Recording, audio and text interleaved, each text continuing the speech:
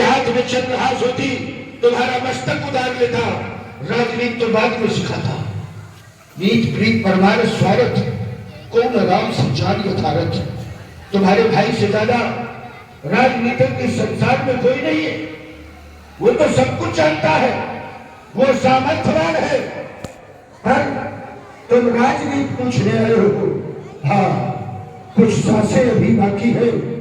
मैं राजनीति की शिक्षा तुमको अवश्य दूंगा, लेकिन उसके पहले मेरा एक प्रश्न तुमसे है लक्ष्मण।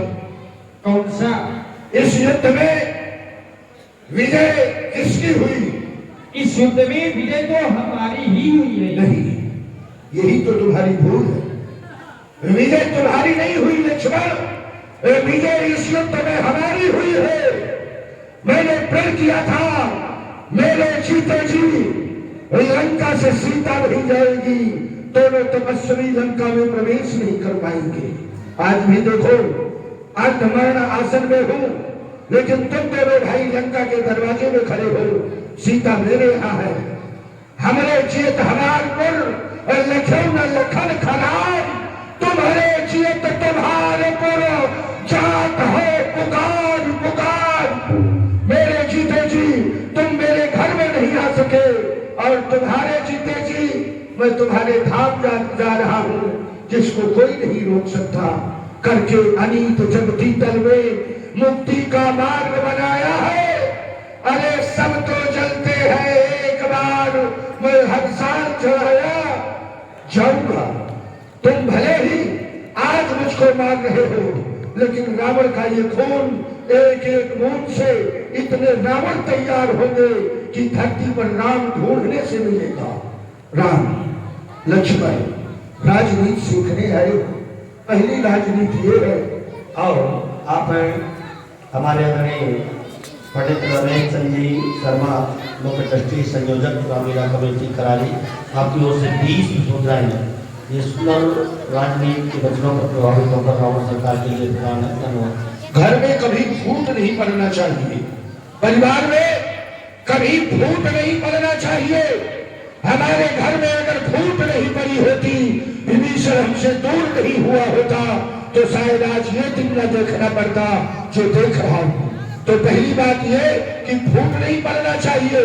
दूसरी बात, शुभ कर्म जितना जल्दी हो कर लेना चाहिए, बुरे कर्म जितना टले उन्हें टालना चाहिए। और मैंने सोचा था आप हमारे आदरणीय भैया संजय कुमार जी जायसवाल अध्यक्ष रामलीला कमेटी करारी, और भाई हमारे भैया राकेश कुमार जी जायसवाल संरक्षक रामलीला कमेटी करारी, और भाई प्रबंधक महोदय भाई ज्ञानू शर्मा जी तथा हमारे आदरणीय भैया श्री बच्चा सिंह जी कुशवाहा संरक्षक रामलीला कमेटी करारी, आप सभी बंधुओं की ओर से 50 मुद्राएं रावण सरकार की सुंदर नीति पर बहुत बहुत धन्यवाद।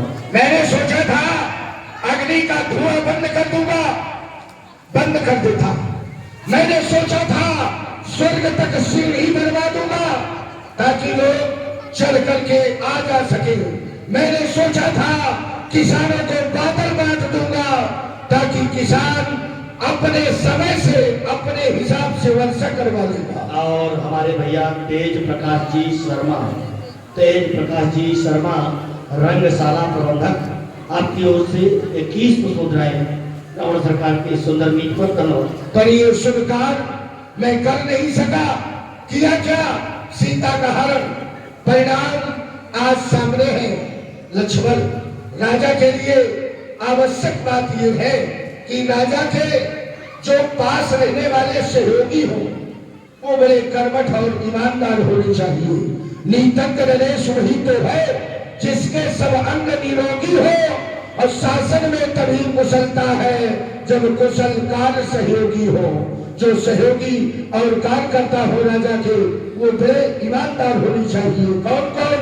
मंत्री, खजांची, सेनापति, वेतनदाता, व्यापार सचिव, युवराज, पुरोहित, द्वारपाल, परिरक्षक, कारागार सचिव, न्यायी, रसोईया, कुर, वकील, दरोगा, नित्य देवही पर रहने वाला हो है। राज्य के 18 अंग ही इनका विचार रखे राजा, इनको शासन दे पर इन पर पूर्ण शासन रखे राजा। और हमारे आदरणीय भैया राम करण जी चौरसिया आपकी ओर से 20 मुद्राएं इस सुंदर नीति पर धन्यवाद।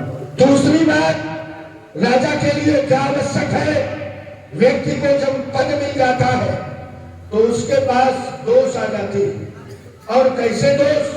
फिर राजा का पद तो बहुत बड़ा पद होता है, और राजाओं में एक दो दोष नहीं लक्ष्मण, राजाओं में हुआ करते हैं 14 दोष। नष्ट किया करते वही सेना शासन कोष। अभिमान, झूठ, आलस, अनीत, नास्तिकपन, इंद्रिय सुख, अधर्मीपन, मंत्रणा कथन, विद्वानों का अपमान, जगमत का अवहेलन, अंतिम 14वां भोग विलास, मद्यपान का सेवन करना। इन दोषों से सर्वदा बचता रहे नरेश, तो उसके राजत्व को माने सारा देश। लक्ष्मण, ये राजनीति जो मैंने तुमको बताई, इसकी आवश्यकता तुम्हें है नहीं।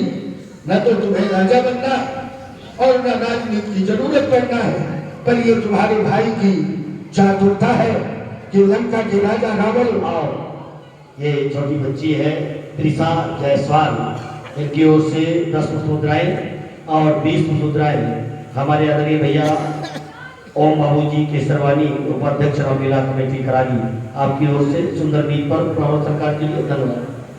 ये तुम्हारे भाई की राजनीति थी कि रावण की मित्रता इस संसार में, इस इतिहास में हमेशा हमेशा के लिए स्थापित रहे।